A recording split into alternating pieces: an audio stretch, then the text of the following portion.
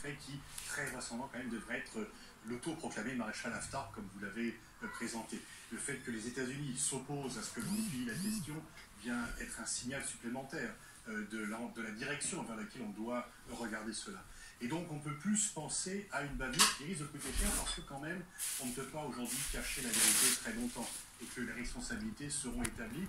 Et on a eu d'autres cas dans l'histoire, et je pense au bombardement sur le marché de Markele en Bosnie, à Sarajevo, sur effectivement le camp de Cana où il y avait aussi des réfugiés libanais par l'armée israélienne, où ce bombardement tout d'un coup a suscité un émoi, un effroi même. Et alors le carnage et le chaos en Libye. Auparavant, tout d'un coup ça a été le massacre de trop.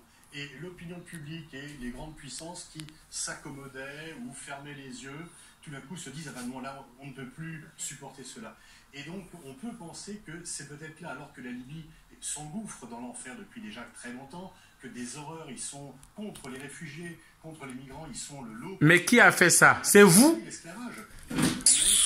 Là, peut-être qu'il va y avoir un sursaut, et je ne suis pas sûr que même les satellites de Trump pourront si longtemps, trop longtemps, dire non, circuler, il n'y a rien à voir, parce qu'en fait, tout le monde a vu ce qui s'est passé. Vous parlez des Américains, on va y revenir dans le détail, mais les Américains qui se sont opposés à une condamnation, Vincent Hugeux, parce que ça paraît aller de soi que l'ONU, à un moment donné, condamne ce qui s'est passé dans ce camp de migrants, où on rappelle qu'ils ont le choix entre mourir en Méditerranée ou maintenant mourir sous les bombardements. Le paradoxe qui n'est pas qu'américain est le suivant, c'est-à-dire que vous avez un ambassadeur américain aux Nations Unies qui... Grand reporter à l'Express, spécialiste de l'Afrique.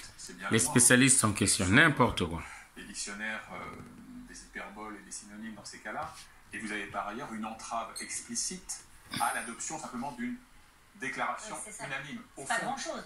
Au fond, ça dit simplement ceci, c'est que tout ce qui pourrait être préjudiciable au maréchal Haftar, même si officiellement Washington soutient bien sûr le processus, de toute façon, se heurtera au veto américain. Sur le fond, moi je rejoins tout à fait Pascal sur ce qui vient d'être dit, c'est-à-dire qu'il serait totalement suicidaire pour un belligérant quel qu'il soit d'apparaître comme quelqu'un qui aurait délibérément bombardé un centre de détention de migrants. Simplement, à partir du moment où le pari du maréchal Haftar, qui était maître du grand est libyen, était le blitzkrieg, décolle.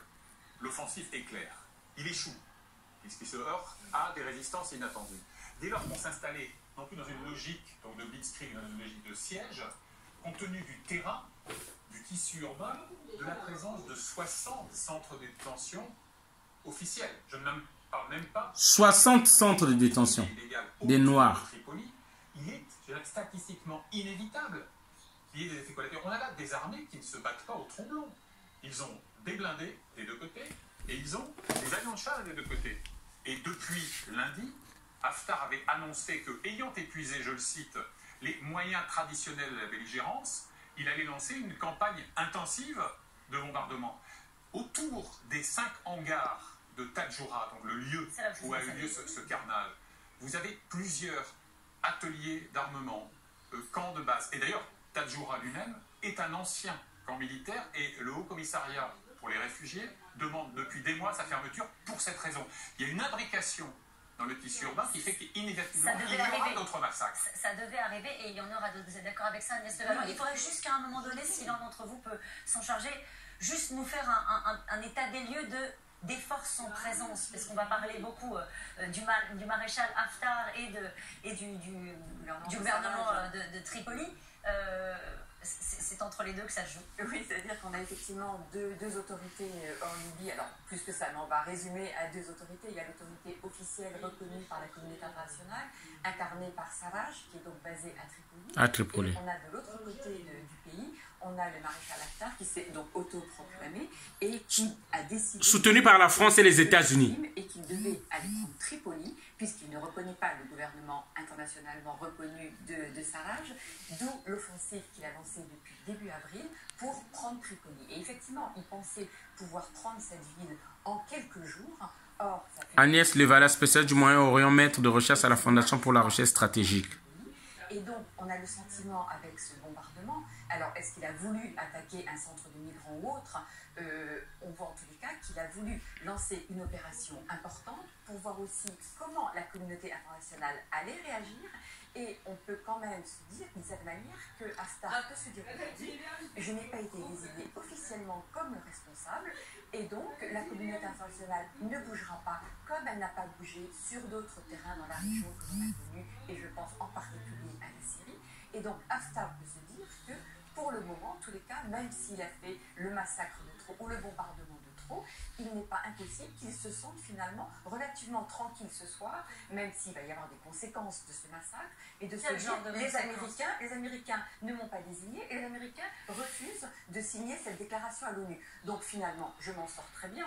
Et qu'est-ce que c'est que 44 morts de migrants, dont on sait comment les Libyens se sont comportés à l'égard de ces migrants subsahariens.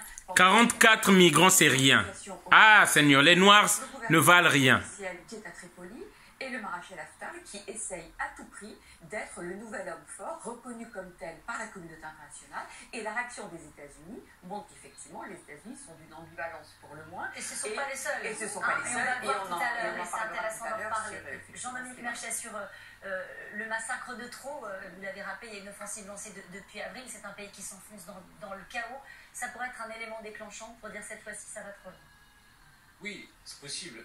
Mais une fois encore, on ne peut pas le prévoir comme ça. Mais en fait, il s'est passé effectivement deux choses importantes cette semaine en Libye. Journaliste à l'opinion, spécialiste des questions de défense. Jean-Dominique Merchet. Au sud de Tripoli, un nœud où ils avaient installé leur état-major, qui était un nœud, militairement c'est important. Ils avaient à la fois leur état-major et c'est un endroit logistique qui leur permettait d'appuyer leurs opérations sur Tripoli. Ils l'ont perdu militairement, et il y a ce bombardement qui effectivement, c'est pas tellement les 40 morts, parce que malheureusement... C'est pas tellement les 40 morts, des pauvres noirs. Il y en aura d'autres, voilà. Mais ça fait rien. C'est quoi, c'est le symbole? Ce n'est que des noirs.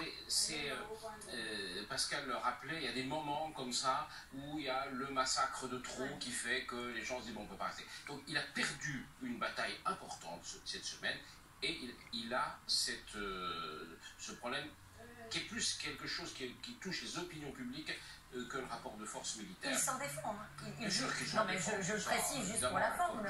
Tout le monde se défend toujours de massacrer les gens. Et on peut rajouter là-dessus que quand même, il y a un autre point qui joue, c'est que la Turquie est engagée militairement assez fortement contre Haftar. Et ça aussi, c'est un peu quelque chose qui change la donne. Donc, on est dans une situation où on pensait qu'Haftar, ce maréchal autoproclamé, ami des Américains, ami des Russes, ami des Français, ami des Égyptiens, ami des Saoudiens, ami des Émiratis, bref, ennemi grand, ennemi des islamistes, dit-il, des terroristes, voilà. On pensait qu'il était sur une dynamique positive jusqu'à cette semaine, même si on sentait que... Et dynamique positive, ça veut dire prendre le pouvoir? Oui, qu'il était en train de conquérir le pays. Et là, bon, manifestement, ça ne marche pas.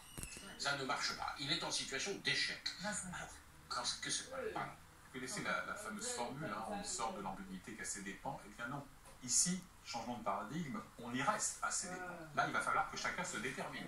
À commencer par ceux qui sont les princes de l'équivoque, c'est-à-dire les États-Unis et la France, pour le coup. Il faut aussi se souvenir d'où vient ce maréchal Haftar, qui, alors dans son esprit, ne peut absolument pas concevoir le compromis.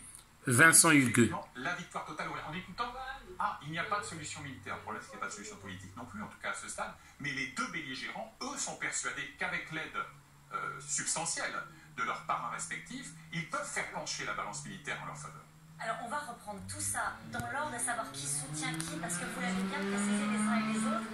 Il y a le soutien officiel de la communauté internationale, et puis il y a ce qui se passe dans les soutiens en armement, dans ce qui se passe au niveau des renseignements. On va détailler tout ça. En tout cas, on l'a dit, le carnage s'est produit dans la soirée de mardi.